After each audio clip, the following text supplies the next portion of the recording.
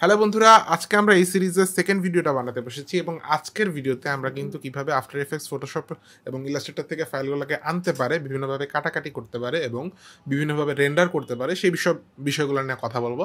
এবং এটার জন্য আমি ইলাস্ট্রেটরে অলরেডি একটা ফাইল কিন্তু আপনাদের জন্য রেডি করে রাখছি। এখানে একটা ট্রাফিক লাইট দেখতেছেন বানানোই আছে, বাট দ্য প্রবলেম ইজ যেটা সবগুলো এক লেয়ারে আছে।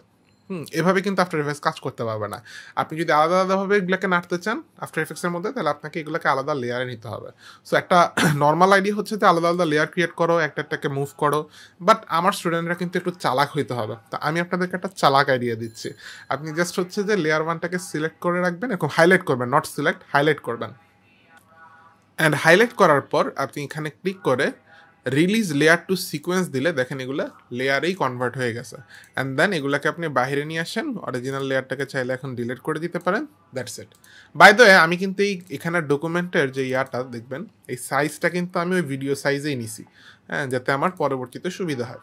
এখন আমি ফাইলটা সেভ দিব, জাস্ট কন্ট্রোল এস, আমি ধরেন ডেস্কটপে আপনাদের দেখানোর জন্য সেভ দিয়ে দিচ্ছি। অলরাইট, এখন যদি আমি আফটার এফেক্টসে যাই, আফটার এফেক্টসে আমরা গতদিন এটা বানাইছিলাম, এটার উপরেই ধরেন হচ্ছে আমরা যদি ডাবল ক্লিক করি অ্যান্ড ওই ফোল্ডারে চলে যাই, এইটা C2, এটাকে ইম্পোর্ট করার চেষ্টা করি। এখানে কিন্তু একটু ঘটনা আছে, এখানে আপনি তিনভাবে এটাকে ইম্পোর্ট করতে পারবেন, ঠিক আছে? আমার এটা ডাইরেক্ট গুগল ড্রাইভে সেভ করা, আমি অফলাইন করে নিলাম। আচ্ছা, তিনভাবে সেভ মানে ইম্পোর্ট করা যায়। নাম্বার ওয়ান হচ্ছে ফুটেজ আকারে ইম্পোর্ট করলে কি হবে দেখেন, আপনাকে আরও অপশন দিতে পারে, নাও দিতে পারে। অপশন যদি দেয় আপনি এখানে মার্জ হিসাবেও নিতে পারবেন, অথবা যে কোনো একটা লেয়ারকে চুজ করতে পারবেন। আমি ধরেন মার্জ হিসাবেই নিলাম। মার্জ হিসেবে নিলে কি হলো, এটা 4টা লেয়ার কিন্তু একটা লেয়ারের মধ্যে চলে আসলো। এখন আমি যদি এখানে নেই, 4টা লেয়ার কিন্তু একটাই লেয়ার হিসেবে কাজ করবে। আমি আলাদাভাবে কোনোটাকে নাড়তেও পারবো না, কাটতেও পারবো না। বাই দ্য আমি ব্যাকগ্রাউন্ডের কালার যদি চেঞ্জ করতে চাই, Ctrl+Shift+Y, ওই যে সলিডের কালার চেঞ্জ, এটা সেটিংসের শর্টকাট হচ্ছে Ctrl+Shift+Y, ওকে দিলাম। বাই দ্য আপনারা শর্টকাটগুলো কিন্তু এদিক থেকে দেখতে পারবেন, আমি কি চাপতেছি মাউসে ওটা ওখানে দেখতে পারবেন, মাউস বা কিবোর্ড। আচ্ছা, সো এখন হ্যাঁ, দেখতে ভালো লাগতেছে, এখন নাইস অ্যান্ড ক্লিন। এখন ঘটনা হচ্ছে যে তাহলে আমি আলাদা লেয়ার কীভাবে আনবো, আমরা এটা ডিলিট করে দিচ্ছি, এখান থেকেও ডিলিট করে দিচ্ছি। আমি আবার ইম্পোর্ট করতে চাই, আবার ইম্পোর্ট করলাম, বাট এবারে কম্পোজিশন, রিটেইন লেয়ার সাইজ এবং কম্পোজিশন, দুইটা অপশন আমাদের হাতে আছে। নাম্বার ওয়ান হচ্ছে যদি আমি কম্পোজিশন দিই, দোনোটার ক্ষেত্রে কিন্তু লেয়ারগুলো আলাদা হবে। কম্পোজিশন দিয়ে যদি আলাদা করেন দেখেন এক্ষেত্রেও আলাদা হবে, এবং C2 নামে আপনাকে আলাদা একটা কম্পোজিশন দিছে। আপনি চাইলে সরাসরি C2 এর মধ্যে গিয়ে কাজ করতে পারেন, আলাদা কিন্তু লেয়ার হয়েছে। বাট দ্য প্রবলেম ইজ, আমি যদি যে কোনো একটা লেয়ার ধরি, আপনি এটা সাইজ দেখেন, এটার সাইজ হচ্ছে পুরা ডকুমেন্টের সাইজ, আন্ডারস্ট্যান্ড?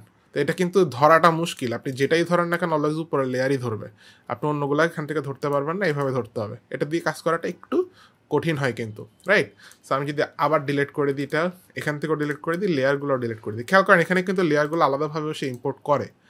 এবং যে কোনো একটা প্রিভিউ যদি দেখি আমাদের পুরা ডকুমেন্ট, এটা একটু মনে রাখবেন, একটু পরে আমি দেখাচ্ছি মজাটা। সো আমি যদি আবার এটাকে ইম্পোর্ট করার চেষ্টা করি, এবার কিন্তু কম্পোজিশন, রিটেন লেয়ার সাইজ, এর মানে কি, আমার কাছে কোনো কিছু মুখস্থ রাখার চেষ্টা করবেন না, খালি একটু মনে রাখেন রিটেন শব্দের মানে হচ্ছে ছাঁটাই করা। আপনি যদি শব্দার্থ কিছু মনে রাখতে পারেন, আপনার জন্য শিক্ষা অনেক ইজি হয়ে যাবে। রিটেন শব্দের মানে ছাঁটাই করা, সমার্থক শব্দ হচ্ছে ট্রিম করা। আচ্ছা, যাই হোক, রিটেন যদি আমি ইম্পোর্ট করি তাহলেও কী করবে, ও লেয়ার সাইজটা ছাঁটাই করে দিবে, ওই যে বড় লেয়ার সাইজ ছিল ওটাকে ছাঁটাই করে ছোট করে দেবে। লেটস সি, আমরা যদি এখন C2 এর মধ্যে ঢুকি, এখনও সেম, বাট যদি আমি ধরি এটা লেয়ার সাইজ দেখছেন ছোট্ট, ওই পুরো ডকুমেন্ট সাইজ কিন্তু না, ওটাকে রিটেন করে দিছে বা ছাঁটাই করে দিছে, আন্ডারস্ট্যান্ড? সো এটাতে কিন্তু আমরা এখানে ক্লিক করে ধরাটা অনেক ইজি, ধরে নাড়াটাও একদম ইজি। তো এইভাবে কাজ করাটা সবচেয়ে সুবিধার। তবে কিছু কিছু ক্ষেত্রে কম্পোজিশনও কাজে লাগতে পারে, কিছু কিছু ক্ষেত্রে ফুটেজ অপশনটাও কাজে লাগতে পারে। অলরাইট, আশা করি আপনাদেরকে আমি একটা ক্লিয়ার আইডিয়া দিতে পারছি কীভাবে আপনারা এখানে ইম্পোর্ট করবেন। আমরা কিন্তু এভাবে ইম্পোর্ট করতে পারবো ফটোশপের লেয়ারগুলোকেও। ফটোশপে তো আরও ইজি, ওখানে লেয়ার করাই থাকে, সো আপনি ইজিলি একইভাবে নিয়ে আসতে পারবেন। ইলাস্ট্রেটরের ক্ষেত্রে আমি কেন দেখালাম ইলাস্ট্রেটর দিয়ে, কারণ একটা স্টেপ বেশি নিতে হয়। আপনি যেখানে ভেক্টর আনছেন এটা ওকে বুঝাইতে হবে, আদারওয়াইজ ও কিন্তু এটাকে রাস্টার হিসেবে গণ্য করবে। তো আপনি এখানে আনলে যদি এখানে না দেখতে পান, নিচে ক্লিক করবেন টগল সুইচ মোড, তাহলে এরকম দেখতে পারবেন। অ্যান্ড ভেক্টর লেয়ারগুলো এভাবে সিলেক্ট করে এই সুইচটা অন করে দিতে হবে, এটাকে কন্টিনিউয়াস রাস্টারাইজেশন সুইচ বলে। আমি আদর করে নাম দিছি ভাই আমি ভেক্টর আনছি সুইচ।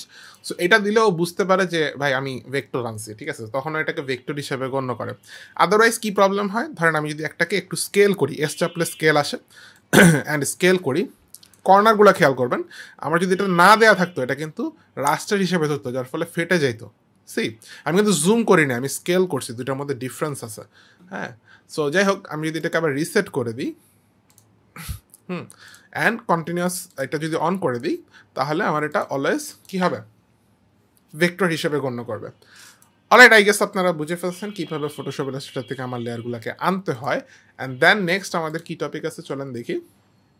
প্রজেক্ট প্যানেল সম্পর্কে জানা, সেভ অটো সেভ জানা এবং টাইমলাইনে লেয়ারের কাটাকাটি জানা। ওকে, তো প্রজেক্ট প্যানেলের মধ্যে তেমন আহামরি কিছু নেই, আপনি যা আনবেন সব কিছু এখানে থাকবে। আপনি চাইলে ফোল্ডার ক্রিয়েট করতে পারবেন অর্গানাইজ করে রাখার জন্য, লাইক সব ভিডিওগুলো একসাথে, অডিওগুলো একসাথে, ইমেজগুলো একসাথে এভাবে ফোল্ডার করে করে গুছিয়ে রাখতে পারবেন।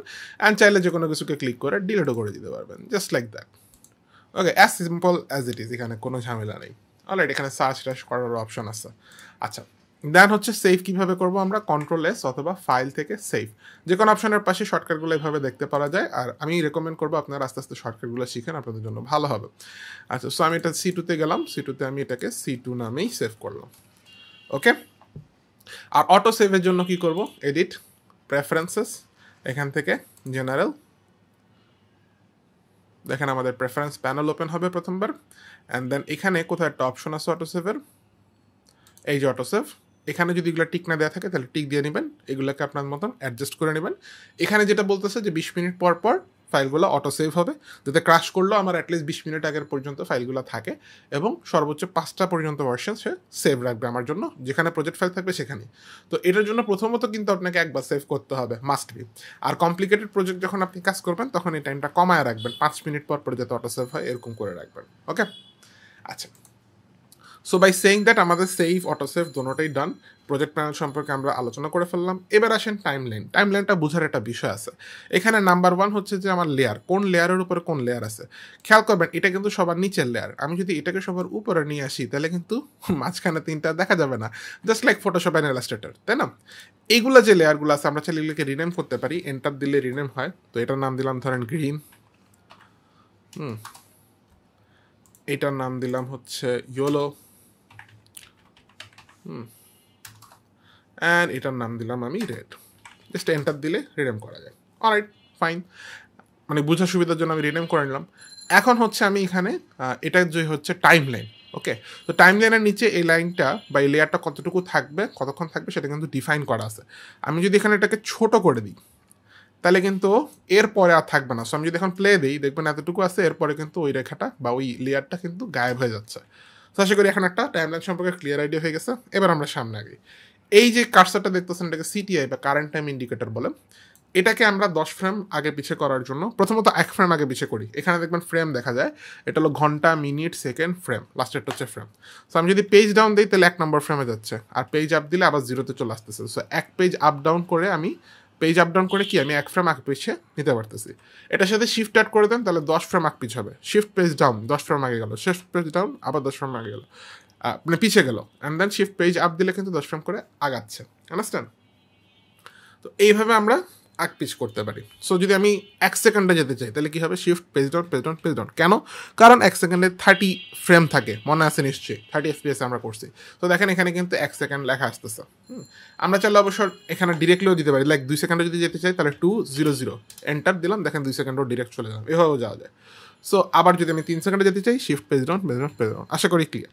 এখন আমি চাই আমার এতটুকুই হবে ভিডিওটা, এটাকে ওয়ার্ক স্পেস বলে, এই যে উপরের বড় স্লাইডারটা, এটাকে আমরা এখানে নিয়ে আসতে পারি। বাট এটাকে ওই শেষের পার্টটাকে এখানে আনার শর্টকাট আছে, সেটা হচ্ছে এন চাপলে দেখেন এটা অটোমেটিক আপনার CTA এর জায়গায় চলে আসবে। তাহলে এখন রেন্ডার করলে আমার শুধু 3 সেকেন্ডে রেন্ডার হবে। আর শুরুর অংশ যদি আমি বাদ দিতে চাই, ধরেন 1 সেকেন্ড থেকে রেন্ডার করতে চাই, তাহলে আমি শুরুর অংশে এসে B চাপতে পারি, তাহলে এতটুকু লক হয়ে গেলে এবার রেন্ডার করলে শুধু 1 থেকে 3 সেকেন্ডই আমার রেন্ডার হবে। আশা করি ওয়ার্কস্পেস সম্পর্কে ক্লিয়ার একটা আইডিয়া হয়েছে। এবার আমি লেয়ার কাটাকাটির কথা বলি। এই যে একটু আগে আমরা দেখলাম ম্যানুয়ালি লেয়ারকে এখানে আনা। এই যখন আপনি কাজ করবেন ম্যানুয়ালি তো কাজ করার টাইম পাবেন না, you have to know the shortcut. Alt চেপে third bracket close, third bracket হচ্ছে আপনার এন্টার বাটনের পাশে 2টা ব্র্যাকেট আছে দেখবেন ব্যাক স্পেসের নিচে, ওগুলা।